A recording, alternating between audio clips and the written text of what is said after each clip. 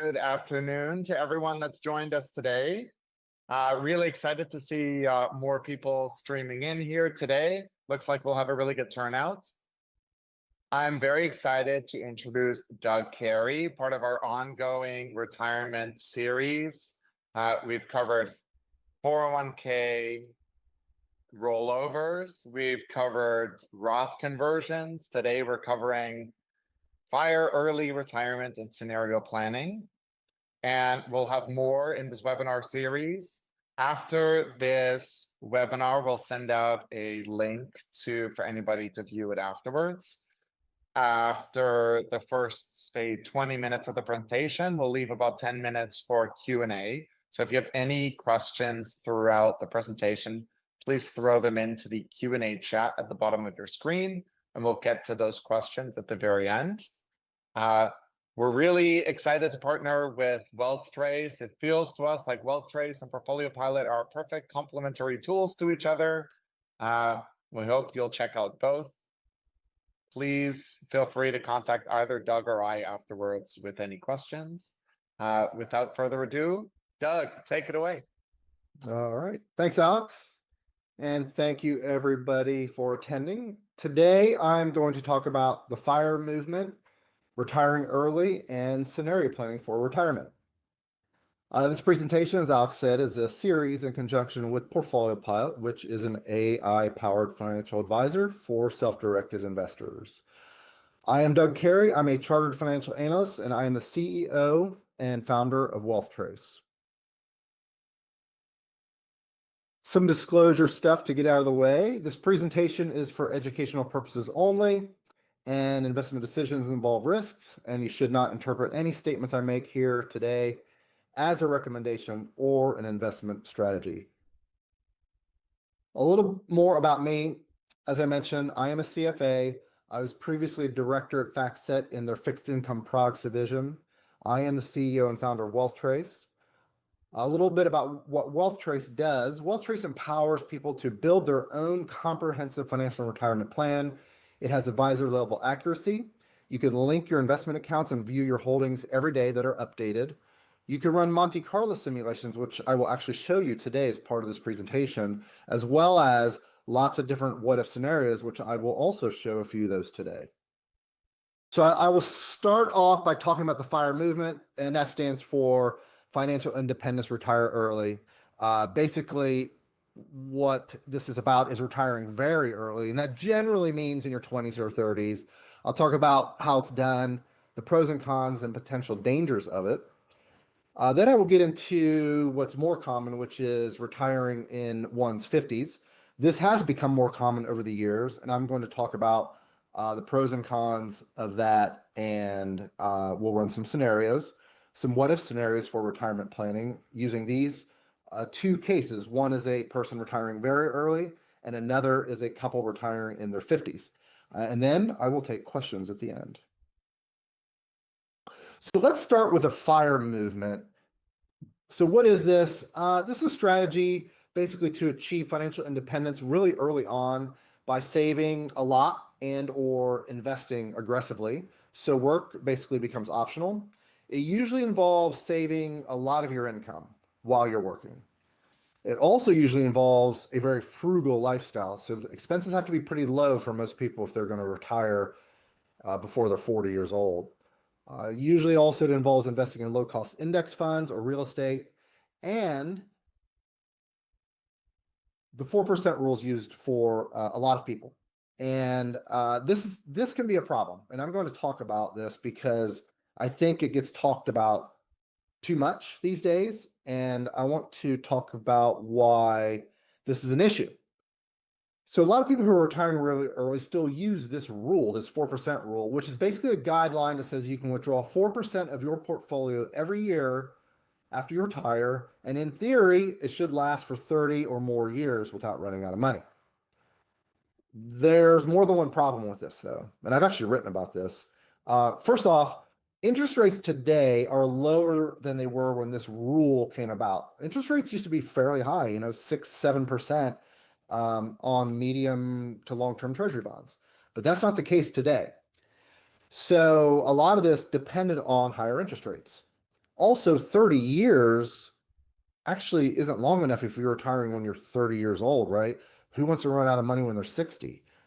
So for people who retire very early, this rule already has problems, obviously.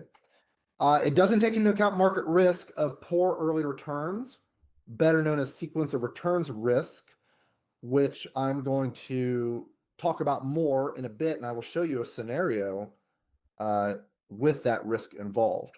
And then, of course, there's inflation, which can spike. We saw that recently, right? 2021, 2022 were pretty brutal inflation years, and it kind of, in some ways, came out of nowhere.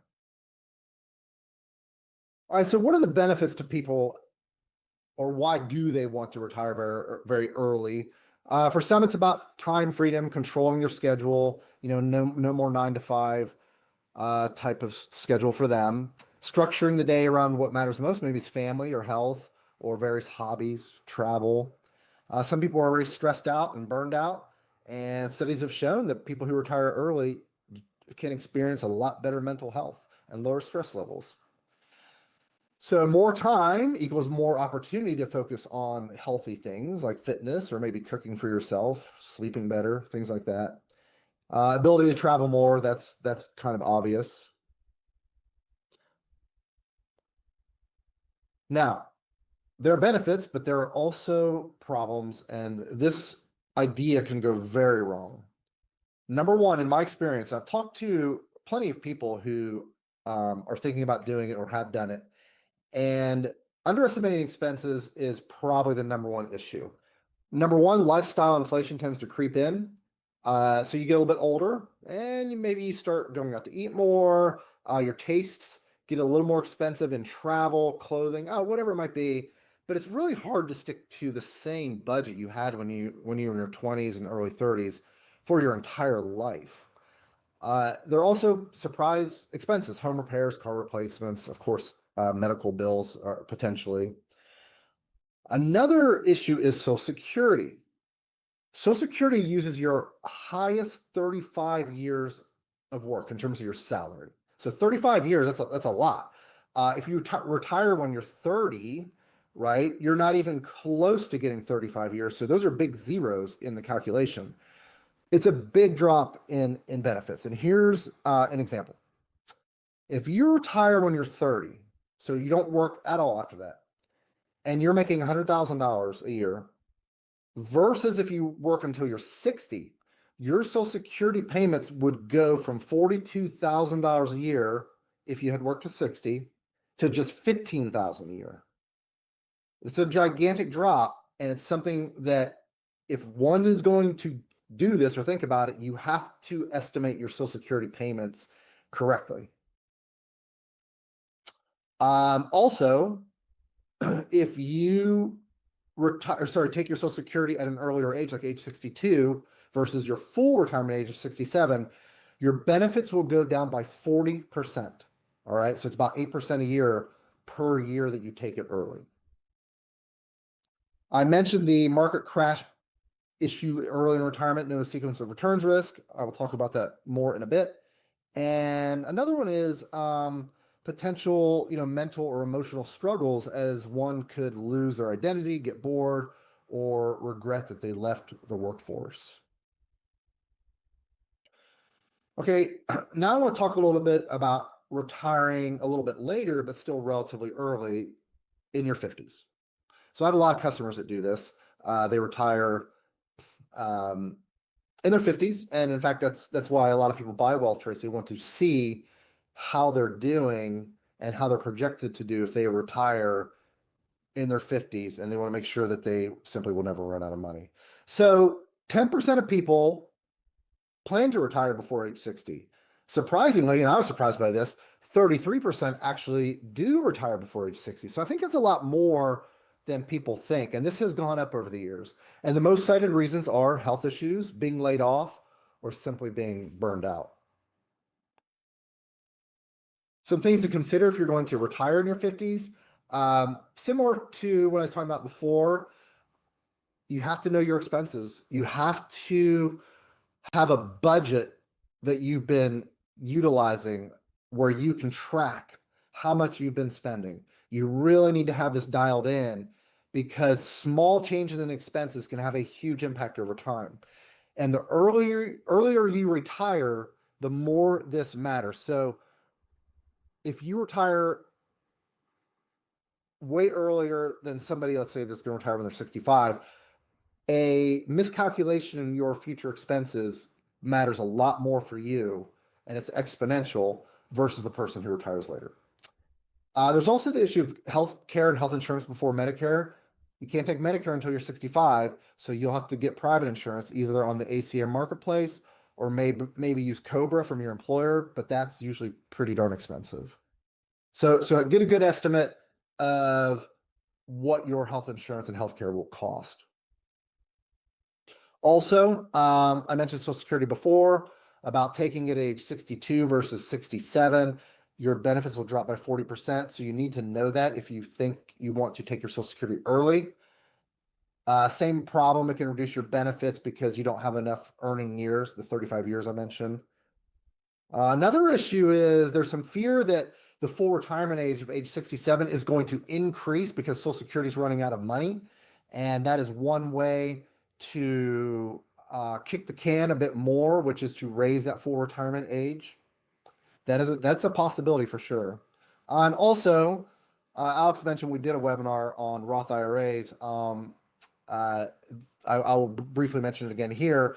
Converting to a Roth IRA when you're in your 50s could be a really good idea because your income tax rates will be low, and the benefit of converting to a Roth IRA where you will be able to withdraw tax-free later is more the earlier you do it because you have more years for those benefits to compound over time. All right, let's dive into a case study. This one is a person who is retiring very early, and he's retiring when he's 35. So he is retired in this case study, lives in California, has a life expectancy of 90, annual expenses of $50,000, so not a lot, especially in California. Current investments, $500,000 in taxable accounts, $500,000 in a traditional IRA, split 75-25 between stocks and bonds. Now his Social Security, no surprise, is not very much because he's retiring so early. His Social Security in this case will only be $25,000 a year. Now I ran his retirement plan through WealthTrace, and what I found initially was using the static case, and by static I mean the rates of return on his investments are the same every year. They don't change. So that's the first thing I like to look at just to get my arms around how this person might be doing. In this case, he runs out of money when he's 74. This is no good. This is way too early, and this plan already clearly has problems. But I wanted to also see what happens in simulations where his returns on his investments do change. And this is what we call Monte Carlo simulations. You may have heard of it. Monte Carlo, the way it's used that most people see almost every day is weather forecasts. So what they do when they forecast weather is they plug thousands of variables into this gigantic model, and air pressure, time of year, historical data, wind speeds, all kinds of stuff. And they run thousands of simulations, and they count up the number of times that the model tells them it will rain. They divide it by the number of simulations, and that's the percent chance that it will rain in 1 day, 2 days, 3 days, whatever it is. So weather forecasting uses Monte Carlo. We use it similarly in the financial world, except instead of changing different variables such as the wind speed and the air pressure, we are changing rates of return on the investments you own based on the history of those investments. And what WealthTrace does is run 1,000 simulations using historical data, rates of return, volatility, correlations among the assets you own. There will be good times, there will be bad times, there will be everything in between that. We count up the number of times you never run out of money, divide it by 1,000, and it gives us the percent of the time you never run out of money. For this person, he has a pretty bad Monte Carlo probability of just 25%. So he runs out of money 75% of the time. This is major trouble for this person. It's clear that he needs a different plan of attack here. And one reason that his Monte Carlo score is so bad is because he's only 35 and he has until age 90 for lots of things to go wrong, for lack of a better way of explaining it. That's really what's happening. And Monte Carlo picks this up. The more time you have when you're spending down your investments, which he is, the lower the probability of success because you have so many years when things can go wrong. Now, stable income can help prop this score up. Stable income such as Social Security, pensions, rental income, things like that. He only has Social Security, and that won't begin for 32 more years. So he doesn't have any stable income for a long time. And all these issues are reflected in this really bad Monte Carlo score for him. Now, I wanted to run a scenario to try and help this person out. And what I did was I cut his spending to $40,000 a year from $50,000. Well, in the static case, he doesn't run out of money now, right? If returns never change, this person, when he's 90, has actually a little bit more money than when he started. But Monte Carlo simulations tell a different story. Now, it's better than 25%, but it's still scary. This guy's going to be stressed out if he does this. Even though he's cut his spending by $10,000 a year, and he's only spending 40 grand a year. This is still, to me, not an acceptable result for Monte Carlo. And it doesn't even take into account surprise expenses, medical issues, car repairs, things like that.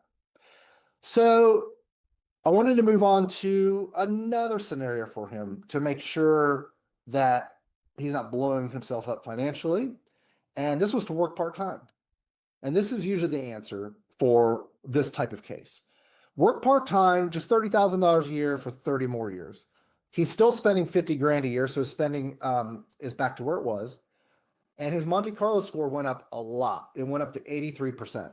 Okay, so that part-time job being stable income in these Monte Carlo simulations really, really helped. And his chances of never running out of money increased by nearly 60%. So a part-time job for folks that are retiring very early can be really a lifesaver in terms of finances. And now, as I mentioned, I have a lot of customers who do retire in their 50s, so I'm very well versed in the things that can go right and wrong here. So I definitely wanted to run a case study of a couple that is 53 years old. So 53, just retired. They also expect to live to 90. They're going to spend $90,000 a year.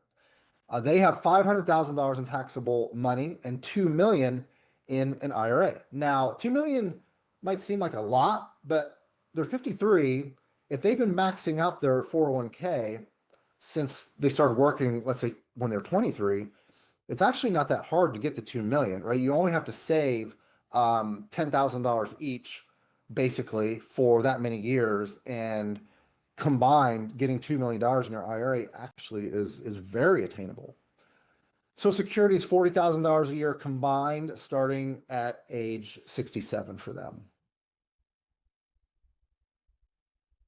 So I ran the projections. This is the static case where the returns don't change. And their ending investments when they're 90 is about exactly equal to what they started with. So that's almost coincidental, but a pretty good start for them. But of course, we want to look at their Monte Carlo score and see the probability they never run out of money. We want to see what happens when there are good times, bad times, and everything in between. Well, look how much better this is than the person who retired very early. 91%. This is pretty good. When you get above 90%, I say you're definitely looking pretty good with your plan. Why is this so much better than the person who retired at 35? Well, they're retiring later. They're closer to getting stable income with Social Security. Lot less time for things to go wrong. So all those things I mentioned before, they have going in their favor. So they are able to achieve a much more stable retirement plan. So speaking of stability, let's talk about sequence of returns risk. This is basically the risk that poor investment returns, things going really wrong with a recession, a bear market, occur early on in retirement just when you start withdrawing your money. So if you're withdrawing your money, those losses get locked in early, and the portfolio has less money to recover when the market rebounds. That's really the crux of the matter. It can cause a portfolio to run out of money faster. Now, one key point is that this really only happens when you're withdrawing money. Okay, if you're not withdrawing money, you can still catch the rebound, and it ends up not being a huge deal. Okay, so two retirees with the same average returns can have very different outcomes depending on when this bear market occurs. So let's run a scenario, a sequence of returns risk scenario. Let's go back to our 35-year-old. What I did was I ran a scenario in WealthTrace where there's a bear market and returns similar to what we saw in 2008, 2009. So this was a brutal year for stocks, and it's reflected here. You can see the probability of him never running out of money, dropped to 12%. It was 58%. It dropped to 12% if there's a bear market right when he retires. So worst case scenario, it happens right when he retires. What happens if that bear market started 15 years from when he retires? It's still pretty bad for him. His Monte Carlo score is 27%, which is, really dangerous and not a good result. So sequence of returns risk is really impacting this person who's retiring super early. Now, what about our 53-year-old couple? It hits them pretty hard too if this occurs right when they retire. Their Monte Carlo score drops from 91% to 54%. So it's a risk for them. Sequence of returns risk is definitely a problem for this couple. If it occurs later, let's say 15 years from when they retire, their Monte Carlo score is 77%, so not nearly as bad.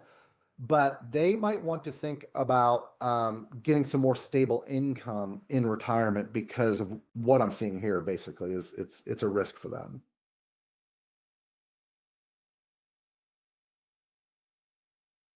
Okay, well, I'll end the scenarios there and just summarize what I have gone through today. Retiring very early, like before you're 40, is fraught with some danger. It's really important to have a retirement plan in place and understand your risks. Think about working part-time if you're going to do this. Stick to a budget and know what you can spend and stick to it.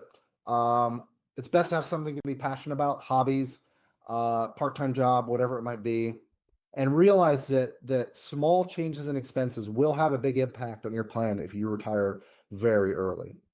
Now, retiring in one's 50s has become more prevalent. I really recommend maxing out 401k or IRA contributions. It is the single best way, in my opinion, to achieve a stress-free retirement and to really build your wealth for retirement.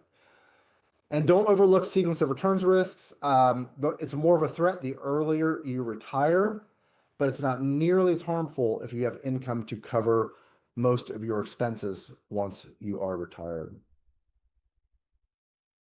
Now, before I take questions, I just want to point out that you can sign up for a 7-day free trial of WealthTrace. We have a discount code for new users. You can see it here. You would get 25% off the software. There's also a discount code for PortfolioPilot you can see here, and that gets you 1 month free. And I'm ready to look at some questions.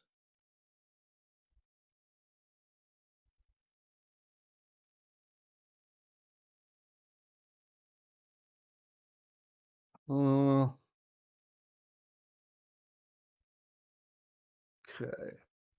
Okay. I've heard most advisors want 80% Monte Carlo minimum. Is that correct? I don't know if that's what most advisors recommend. I think it's all over the map. What I normally tell people is it should be a plan by plan basis. It depends on some things like, do you have a lot of discretionary spending you can cut back if there's a big recession? Do you have a lot of equity in your home or other real estate that you could take out equity or get a reverse mortgage, things like that? So I would say it depends, but 80% That would worry me. I know. I wouldn't be happy with it. Another question, do I consider dividend income as reliable income? Depends on the company. I recommend looking at some articles on dividend champions and those who haven't cut a dividend in 50 years or have increased their dividends for 50 years straight. There are companies who have done that.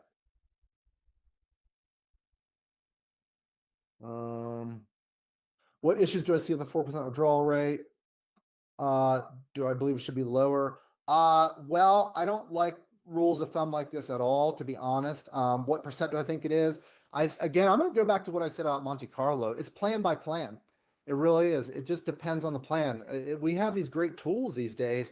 We don't need these simple rules of thumb. It can be dangerous. So, I do think if one is going to use a rule like that, it is less than 4%.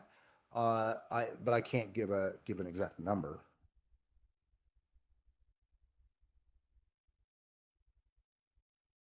Okay.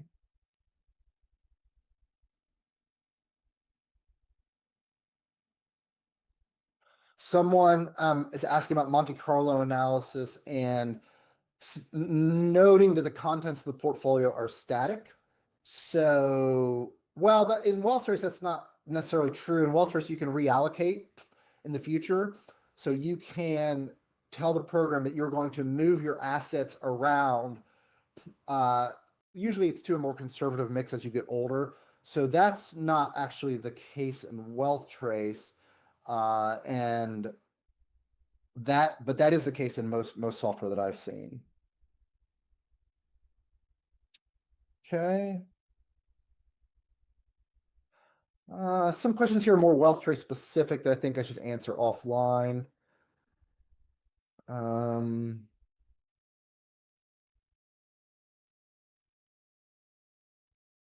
Oh, quick demo of WealthTrace. I'll tell you what, I would why don't you email support@mywealthtrace.com about that, and we have tutorials we can send you and online demos, things like that. That's the best way to see WealthTrace. We have a really nice tutorial we just finished up a couple weeks ago. To add on to what Doug is saying, both Portfolio Pilot and WealthTrace have YouTube channels with some demos up on our sites. There's some videos and reports that you can download for more information. A very helpful help center and detailed tutorials. There's there's asset allocation and the long-term scenario modeling. Also, both tools have a free trial, right, Doug? And Yes. so it doesn't cost anything to try it out for the first week or 2 weeks. And then there's a question about integration between WealthTrace and PortfolioPilot. We mentioned it like very briefly at the top of the hour. It's not live yet, but we're starting off with this webinar series and some joint marketing and some joint promotions. And Doug and his team are helping the PortfolioPilot product expand its scenario planning offering. And so some of the tying the short-term investing and asset allocation to the long-term. And then in the next couple months, we plan to add an official joint integration together for much more detailed integrations, much more detailed reporting. And so running some of these scenarios that Doug is talking about. Really excited about that. Also, both of us are very open to any sort of feedback that can help us improve these products. They're evolving and changing, and like our main goal is simply just to help you end up with a little bit more money in retirement. Yep, that's right. Thanks, Alex. And I just want to answer maybe one or two more questions here. Have you considered dynamic withdrawal strategies in WealthTrace? Yes, some optimizations are coming for withdrawal strategies in WealthTrace along with other different optimizations. So yes, definitely considered that. And then someone asked about Canadian parameters. Not yet. We get that question quite a bit. We don't have the Canadian tax code basically programmed in, but that's a possibility if we get enough interest. And I think I think that's it for Q&A. Maybe Doug, one very last question here.